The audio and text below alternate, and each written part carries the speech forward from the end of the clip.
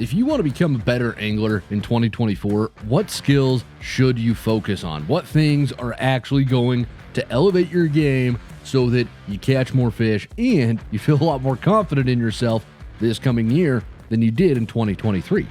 Well, I've thought about that question a lot lately, so I decided to put together an entire show filled with the 7 tips that you need to level up your fly fishing skills for 2024.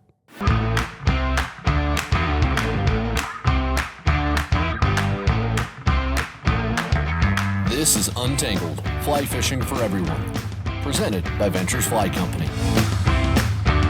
Hey everybody, welcome to it. This is Untangled and I am your host, Spencer Durrant. Excited to be here for 2024. We've gone through like a year of Untangled now, which is really kind of awesome. And I'm really stoked to be starting off year 2. We've got a ton of wonderful stuff to talk about this week. In addition to the 7 tips or the 7 fly fishing skills, that I reckon y'all should master in 2024. We're also going to be talking about some tips to help you with your success on overfished or really crowded rivers, how to keep your tippet from tangling, which, I mean, after the last time I just went fishing with Alex, good criminy, I need that.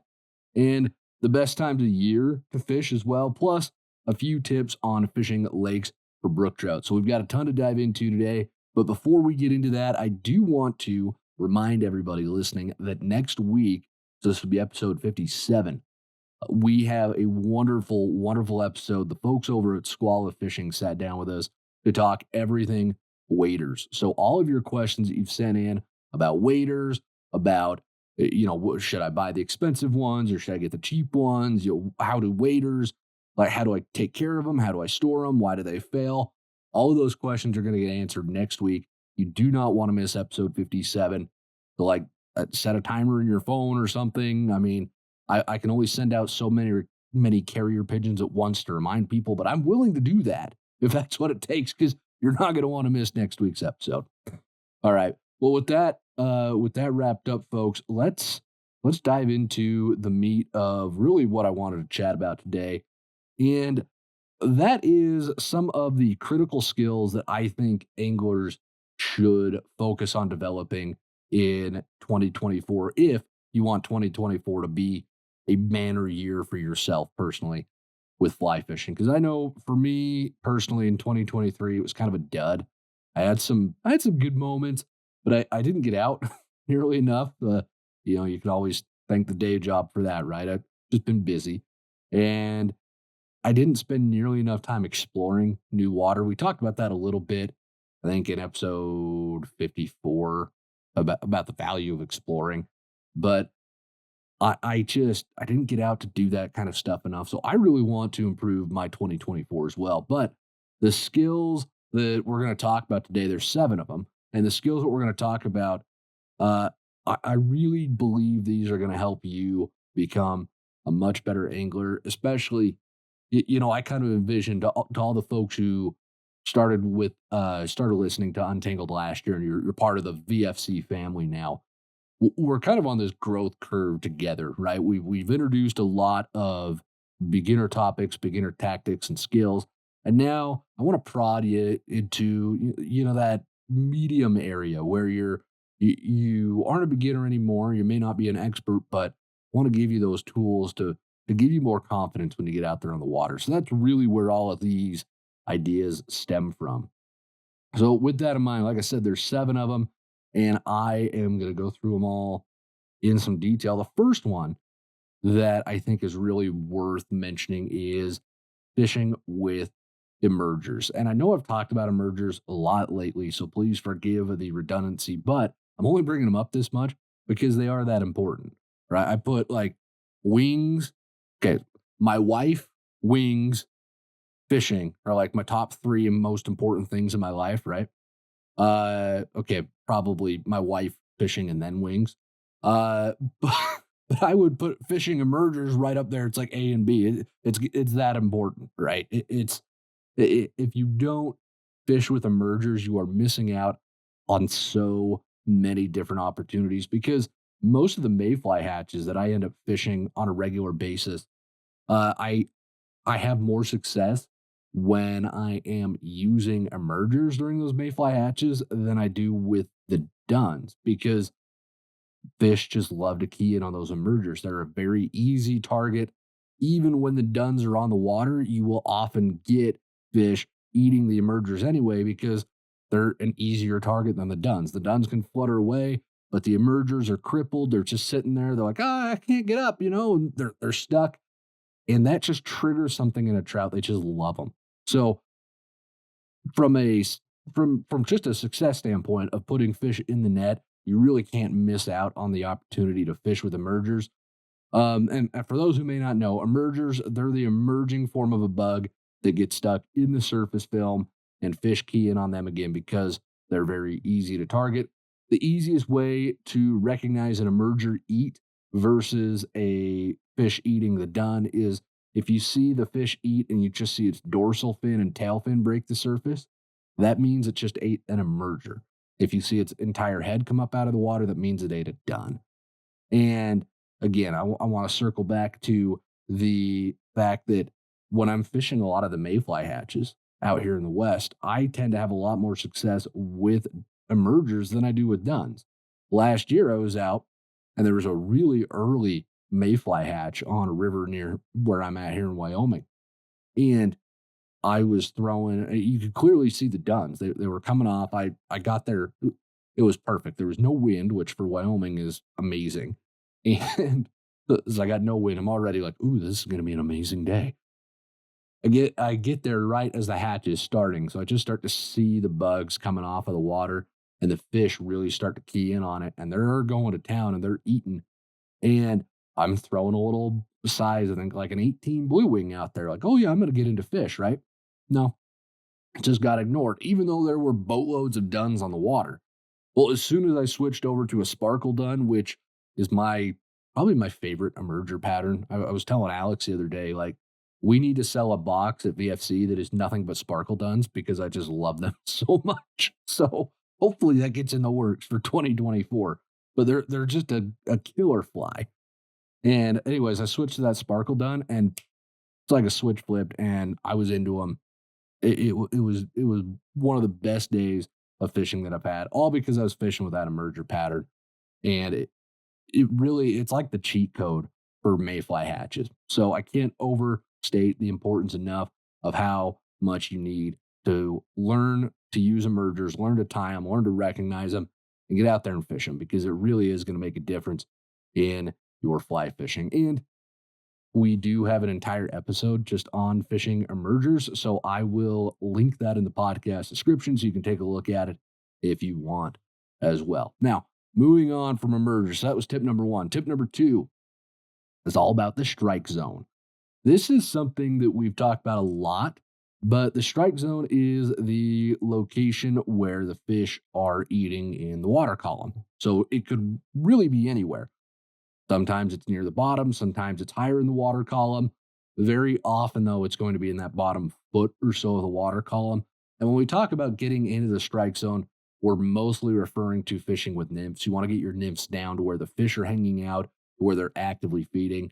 And just because of how streams work with the current speeds are lower down at the bottom, and they're a lot higher. The higher you get in the water column, they're a lot stronger. So the fish are going to spend less energy if they're down in that bottom foot than they are if they're in like the top foot of the water column. So often the strike zone is down low. And if you can get into that strike zone, if you can get your nymphs there, then you've already done like 60-70% of the work because at that point, it's just about, matching the right size and shape for nymphs that are in the water and the fish are going to eat them. Now, it takes a lot of practice to figure out where the strike zone is, or maybe practice isn't the right word. It can take some deduction. It could take some multiple attempts to figure out where that strike zone is. But once you figure that out, it pays off. Last summer, me and Alex in Berkeley were out fishing, and we were in the backcountry here in Wyoming, and we were on this river. The water was higher than normal. And I was fishing the edges with a dry fly because that's what I do. I didn't want to tie nymphs on. Alex wades out. I think he was up to like his belly in the water and it was cold. and it was running really fast. So he's like barely balancing, but he's on this beautiful seam. There was this really big rush of water that dumped into this bucket, and there's this big seam between the fast and the slow water right in that bucket. And so Alex was getting his nymphs into that, and I watched him drift like 3 or 4 times, and his indicator goes through and it doesn't move at all. So he pulls it out and he sticks another split shot on it, throws it back in, indicator goes through, doesn't move. He does that 3, 4 more times, no action. Pulls his rig out, puts another split shot on, throws it up, lets it drift in, and boom, fish on. And then he caught like 6, 7 fish out of that hole, all because he made those tiny little adjustments and got his flies right down there into the strike zone.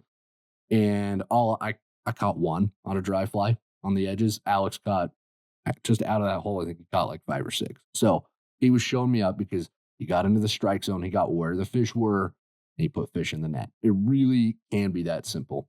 We also did an entire episode on nymphing where we talk about the strike zone. I'll link that in the podcast description as well, so you can study this in more detail.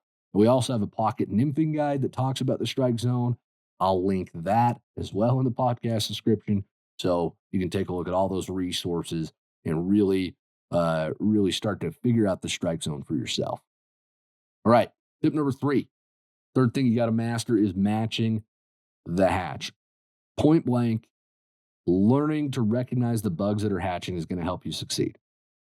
There's, you can get away with you don't need to know their Latin names. You don't need to know their scientific origin. You don't need to know any of that stuff. The jokes that we make about, oh, well, that's an ephemerella excrucian or whatever. You don't need to know that, but you do need to know, oh yeah, that's a mayfly, or that's a caddis, or that's a stonefly. You got to understand those things, because that's just going to elevate your game. The more knowledge you have about what's going on in the river, the more opportunities you have to apply that knowledge to help you figure out where the fish are and what they're eating. And once you figure out where they are and what they're eating, putting them in the net is the easiest step in that process. Usually, sometimes you know what they're eating, you know where they're at, and the fish is sitting there going, hey, I'm not eating today. And you just walk away thinking you should take up something like golf, or I don't know. Alex loves golf, so I can't make too many golf jokes, but you really do need to focus on matching the bugs as best as you can. We actually have an entire video in our masterclass series about this. I'll link that in the podcast description as well. But we call it our right fly formula here at VFC. And what you want to do with this is you want to focus on matching the size, the shape, and then the color of the bug. So size is most important, shape is the next most important, and color is least important. And if you can do that, you're going to be in business. So if you're out there and you see a mayfly hatch coming off, you want to match the size of those mayflies first with a mayfly pattern from your box, like an Adams. It's a great mayfly pattern. Blue-winged olive, if that's what's coming off. PMDs, if that's what's coming off. You got drakes. You've got all sorts of wonderful things. Then you're going to match the shape. So again, that kind of goes to, you want that mayfly bug itself, and then the color would be the last thing that you match. But learn to recognize what bugs are coming off. Learn how to tell a caddis from a mayfly, from a stonefly. That's really going to up your game. All right, I think we're on tip number 4. And we better be on tip number 4. And that is getting a perfect drift every single time. I cannot overstate how important this is. It's huge. It makes, I don't want to say the biggest difference, but it honestly might, because presentation is everything in fly fishing. If I've learned one thing about fly fishing, it is that presentation matters almost more than anything else. You can have a fly that maybe isn't an exact perfect match for what's on the water, but if you present it well and it looks lifelike, you've got an extremely good chance of fish eating that fly. Let me tell you a story. Maybe this will help. Maybe this will help drive home just how important it is to get really good drifts. I was up fishing this summer on this little spring creek not too far from here, and it's full of cutthroat. So I say spring creek and cutthroat, and you probably think, oh, really dumb, easy fish. Cutthroat have a reputation for not being the most discerning of trout. They just readily gobble up just about anything they can get in their mouths. And often that is true, but on this particular spring creek, it is not because this spring creek gets a ton of pressure. And uh, with all that pressure, the fish get very wary. So they're very selective of what they're going to eat. And I was up there in the middle of this caddis hatch. It was later on in the season, but the caddis were coming off and I could see the fish eating. I was at the bottom of this, it was like this question mark shaped curve. So the water comes in and makes a hard turn to the left and comes down. And I'm down at the bottom of that. Like I said, about a question mark shape. I'm down at the bottom of it, and the fish are eating in the curve part. And I could watch them snacking on caddis as the caddis are coming down. And I start making some casts, and I thought they were good casts. I threw a few up there, and my caddis drifts right in front of them, and the fish, they didn't even look at it. It's one thing to get them to look at it and they refuse it, and it's another for them to just ignore it, like you're not even there. Like every girl did to me back in high school. Uh, so these fish are completely ignoring it, right? So I'm trying to figure out what the problem is. I tie on a different caddis. I think, all right, well, maybe it's the wrong color or the wrong shape or whatever. I'm changing my fly. And I went through like 4 or 5 different patterns before I was like, well, duh, there's probably an issue with my presentation. There's probably some micro drag that I can't see that's messing up the presentation of those fish. So I moved and I got into a better position to where the fish still weren't spooked by me, but I thought I had an easier cast.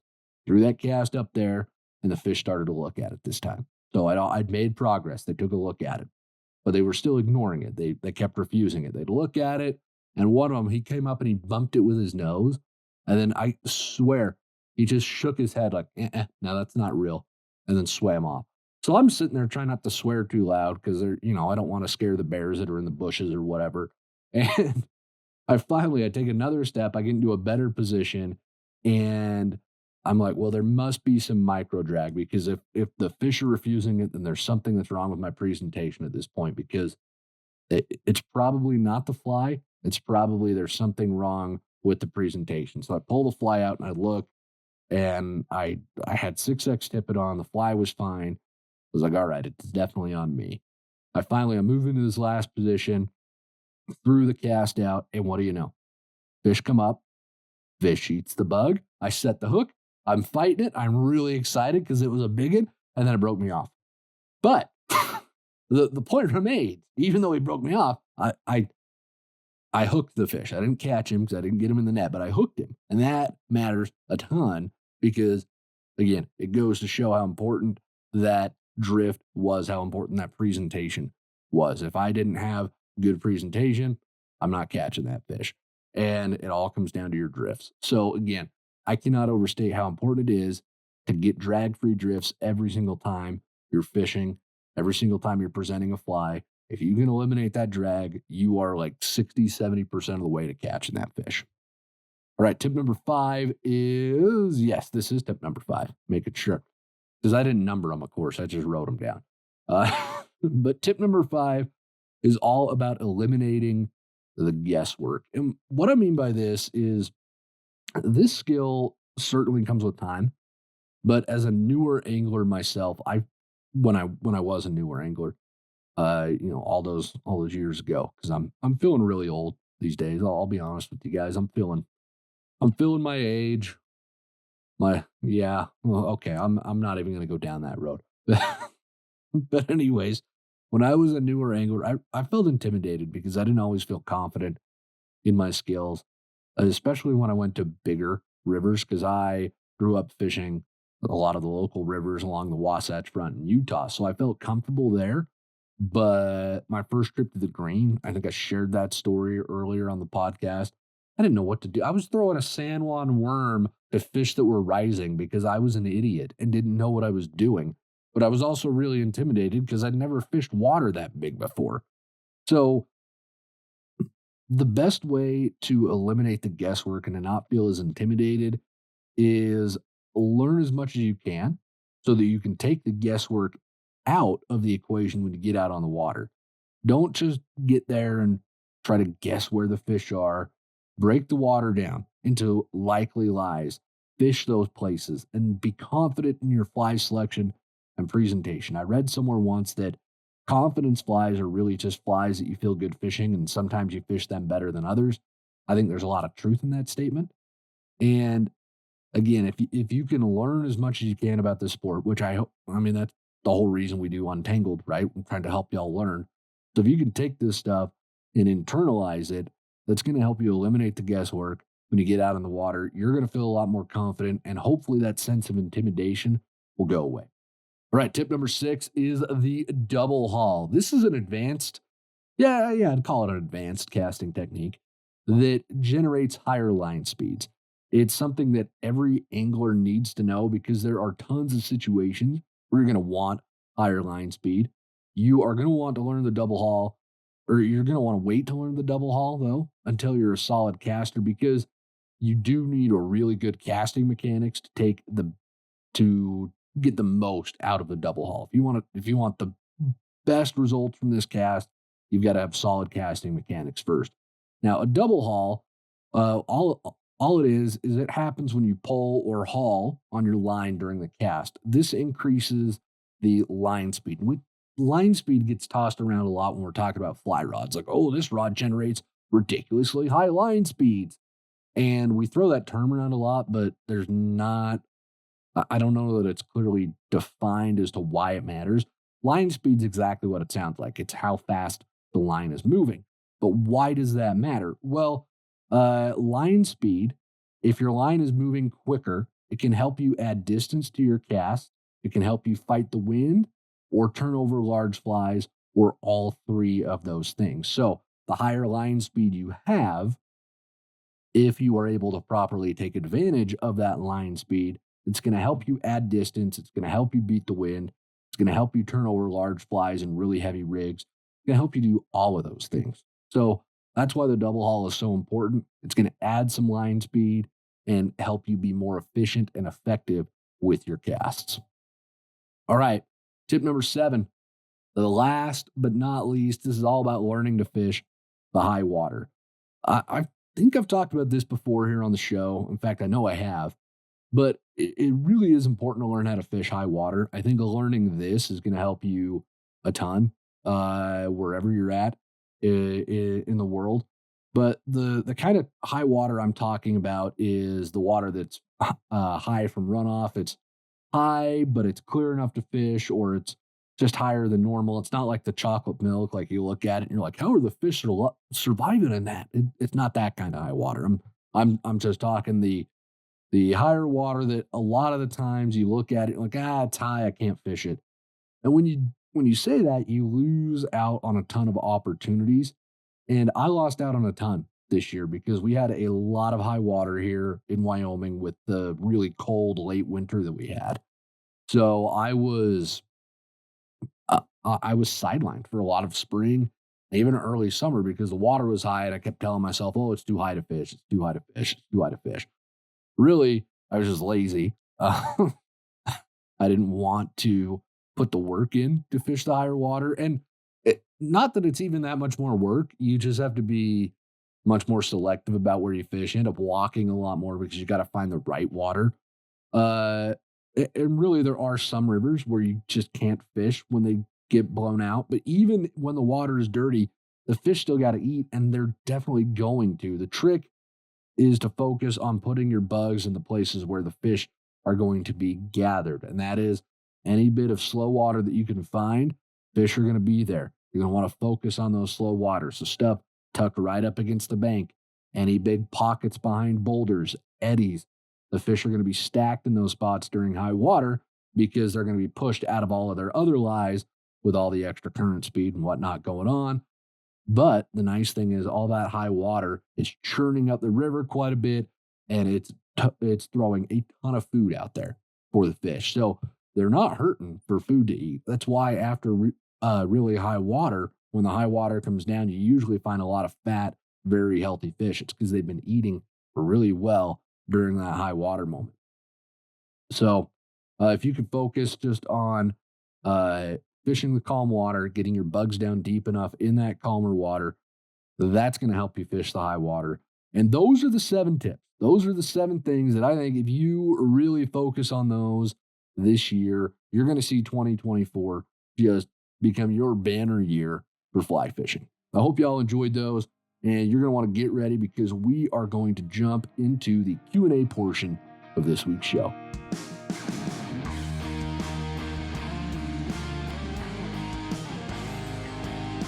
Alrighty, in case you're new here this week to Untangled, we do a Q&A portion of the show every single week. So we start off with, well, for lack of a better term, we start off with my monologue or my information on the main topic of the show, and then we jump into user submitted questions because again, Untangled exists to help you become a better angler, and the best way to do that is for you to ask us questions directly.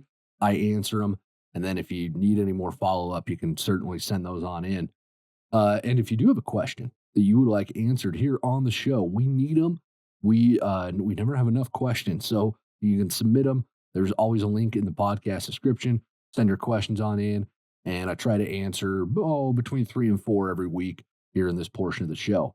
And the first one that we are going to answer this week comes to us. Evan from California writes in and says, "Hey guys, I fish a body of water which is overfished and have trouble catching trout. It's a 10-foot wide river and about 5 foot deep in most areas and relatively stained water. I usually cast woolly buggers upstream on a 5-weight. Any tips?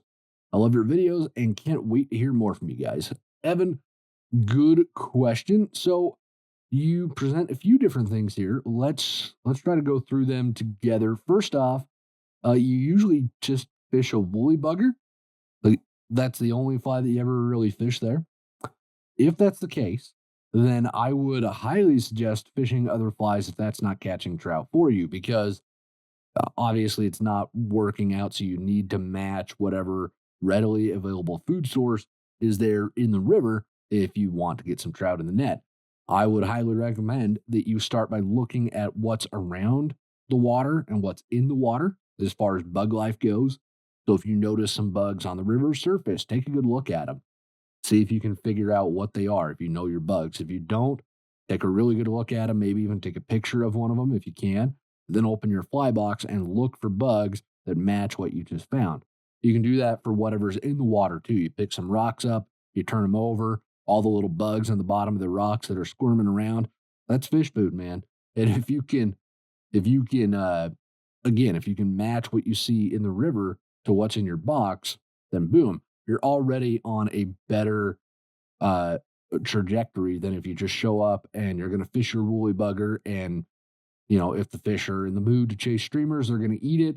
And if they're not, then they're not. And then you go home skunked. We did just talk about this matching the hatch thing too. It's pretty pertinent. But I really want you to download our Pick the Right Fly ebook. Evan, I'm going to put that in the podcast description just for you. It's completely free. It'll help you pick the right fly for this situation. And I think this is something that you really need to help you break down the insect world.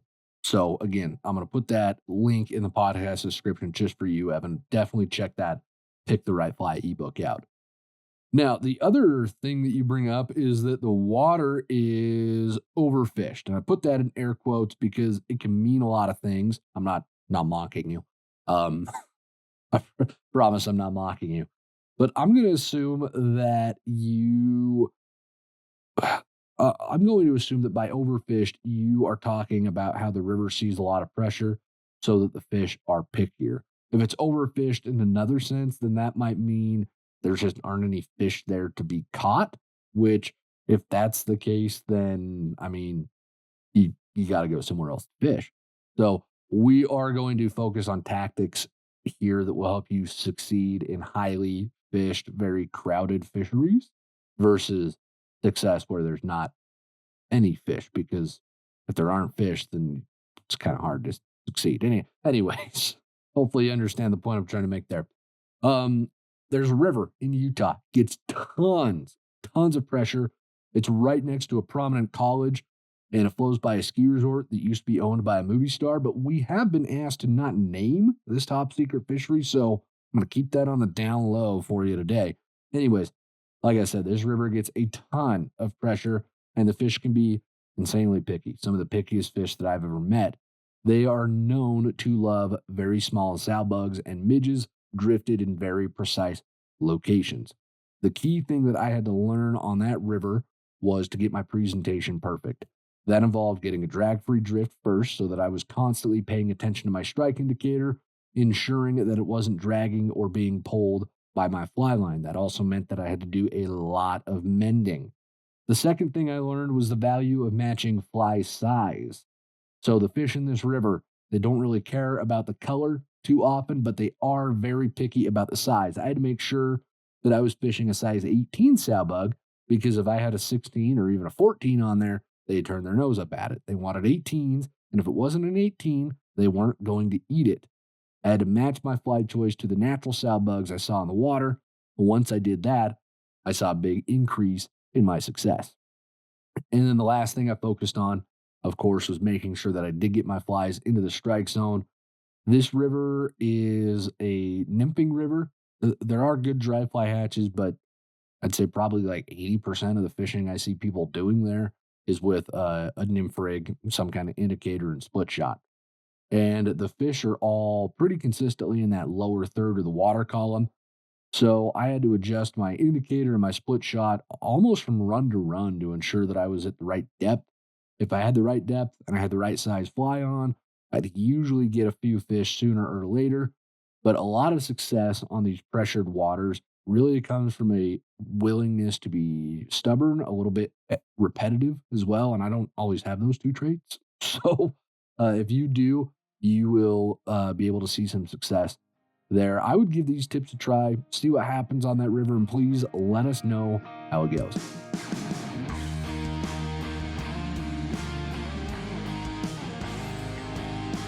Coleman from Indiana has a twofer for us.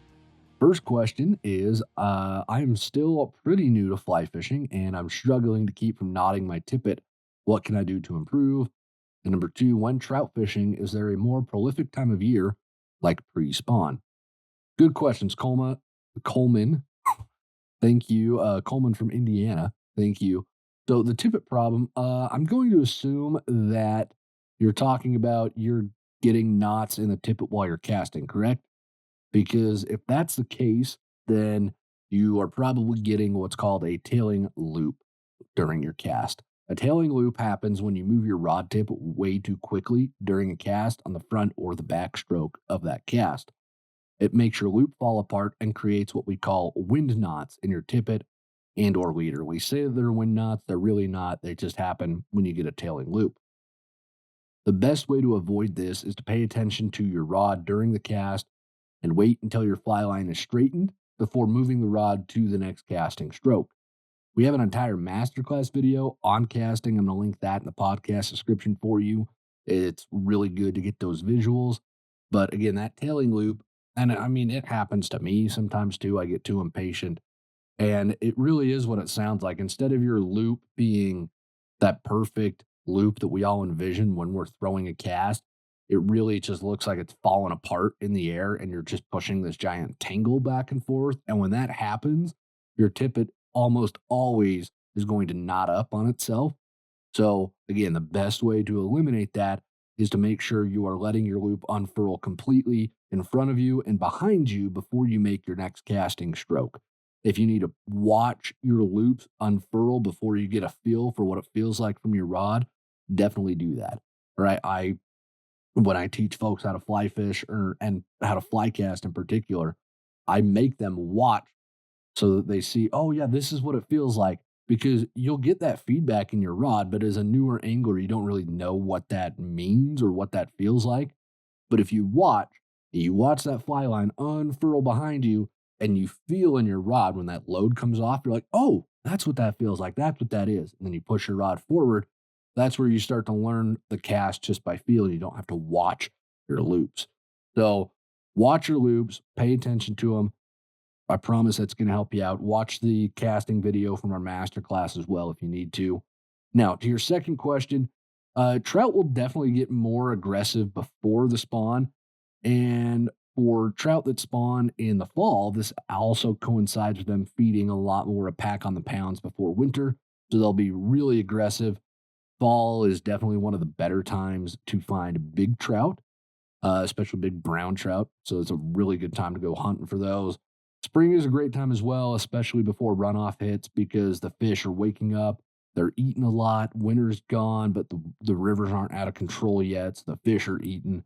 It's like me when I finally go back to, we live in the middle of nowhere, Wyoming, so I have to make a lot of my own wings. So when I go down to Salt Lake to see family, and I'm like, there's wing restaurants everywhere. This is amazing. Uh, that's how the fish feel right after winter ends, but before runoff. There's food everywhere. They just go nuts for it. But really, trout can be fished successfully year round, which is part of their appeal. And we just did an entire episode on winter fly fishing, which I'll link in the podcast description if you're interested, so that you know how to fish for trout in the winter as well.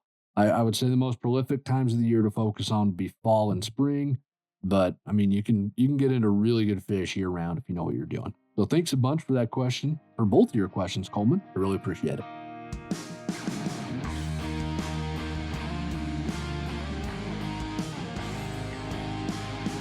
Robert from Canada is going to lead us off with our last question of the show. And he says, hey, I'm probably your youngest listener. I just turned 14 in July and love fly fishing.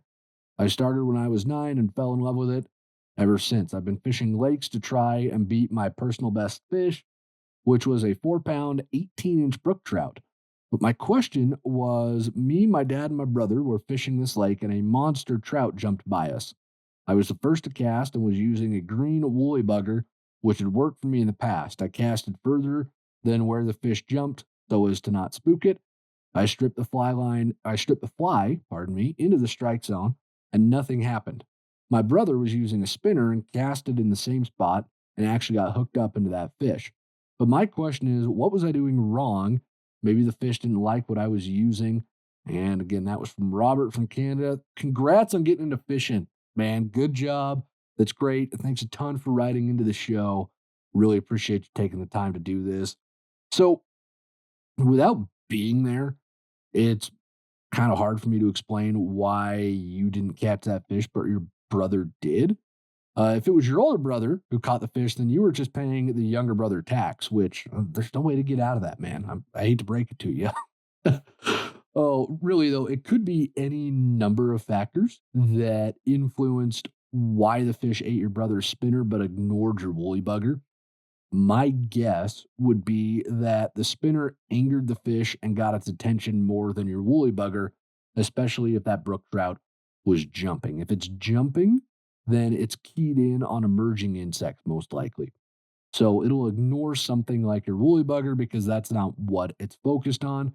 But a spinner is really hard to ignore. They're designed to make fish mad, and a lot of strikes on spinners are from aggression. It's not like they look like, your little panther martin does not look like a little fish, right?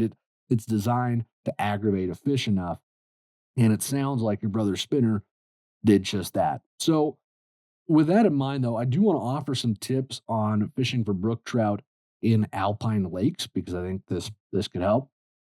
I was with a buddy of mine. His name's Alex. Not the Alex from this show, a different Alex. He and I were at this little pond where you got to pack your float tubes in, and it is renowned for growing exceptionally large brook trout. I'm talking brook trout in excess of 6 pounds have been found in this lake, including enormous cutthroat too. So there's just a bunch of really big fish in this lake. And my buddy was fishing, Alex was fishing a really small leech, and he was fishing it very close to the bottom with very small, short retrieves. And this lake is full of weeds, and really the only way to fish it is you got to get out on your float tube, you got to find the breaks in the weeds, and then you've got to put your flies in between those breaks in the weeds. Otherwise, you're just going to catch salad all day. So Alex, he was in his float tube. He parked himself right over this big break in the weeds, and he would just sit there and strip real slow these small leeches through those big breaks. And he caught more big brook trout from that lake that day than I've ever seen caught ever. Like out of that lake, it was amazing what he was able to do. I was fishing a chironomid rig, so I had a little leech and a chironomid under a slip strike indicator in some of the bigger breaks, and I was fishing that. And I refused to switch because I've had success with that rig at that lake before. So I was like, well, I'm going to fish what I know, and I'm not going to try and do something that Alex is doing. I got my butt kicked. I think I caught one fish. It was a little cutthroat, and Alex caught a 5-pound brook trout that day, which for the Rocky Mountains is just a wonderful fish. I mean, a 5-pound brook trout's wonderful anywhere, but especially for the Rockies, that's like, whoa, that's big. So after that, there was another lake that we went to probably a year later, and very similar structure. You've got to get under flow tubes. You've got to fish these big breaks in between the weeds. And this time I fished a really small leech, very close to the bottom. And literally, I would cast this leech out. I'd let it sink all the way to the bottom. I'd feel it on the bottom, and I'd just kind of twitch it to move it along, because those big brook trout, they'd come along and they wouldn't really even like smack it like you expect them to hit a streamer. It's almost like they vacuumed it up. It was oddly similar to carp in a way, but that's what they were doing. And I caught a ton because I learned from Alex. I watched his retrieve. I watched what he was doing, and I put a bunch more fish in the net at that second lake. So the point from both of these stories seems to be that I think brook trout really do love leeches. I think that's a big food source for them. And slow retrieves lower down in the water column seem to be worthwhile approaches. Now, I really, really try to shy away from the, well, if you want to catch fish, or if you want to catch this kind of trout, then you got to do this, because I don't believe in that stuff. Put a common food item in front of a trout in a natural way, and you're going to catch it.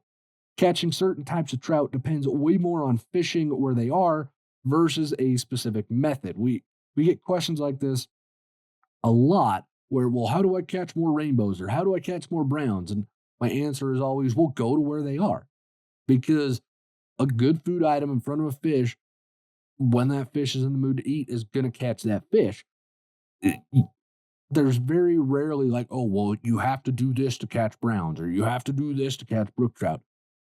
In my own experience, though, with all that said, what I mentioned, the really slow retrieves with really small leeches, that's how I fish brook trout, and that's how I've had success catching big brook trout. But I think that has a lot more to do with the lakes where I often fish for brook trout, because what was a common thread with those lakes? They're full of weeds. You had to fish the breaks in the weeds, and those little leeches stripped through there just seem to do the trick. Now, that might not be the same for other brook trout lakes here where I live in Wyoming. I don't know. I haven't gone looking just for brook trout. So again, I say all this because I shy away from saying, you've got to fish. If you want to catch brook trout, do it this way, because the way that you fish for a certain trout depends on its environment and the food that's available to it in that environment. We just had a YouTube comment recently along these lines where the commenter said something to the effect of, why do some of my flies only catch rainbows and some only catch browns? Well, without knowing any more information, it's hard for me to give an answer to a question like that. But in general, it's probably because you're fishing in a spot that has more rainbows than browns. So anyways, I'll get off my soapbox a little bit. I just want to say thanks again for the question, Robert. Really appreciate it. And that's it for the show this week, folks. I appreciate y'all sticking around with us. Hope you enjoyed it. If you've ever got a question that you want to answer, please send them in. There's always a link in the podcast description. And do not miss episode 57 next week. We're sitting down with the folks from Squala Fishing to talk all about waders. So every question you've had about waders is going to get answered next week. Set your alarms. Let me know if you need to carry your pigeon to alert you. I'll send one out for you. Do not miss episode 57. And until next week, tie lines, everybody.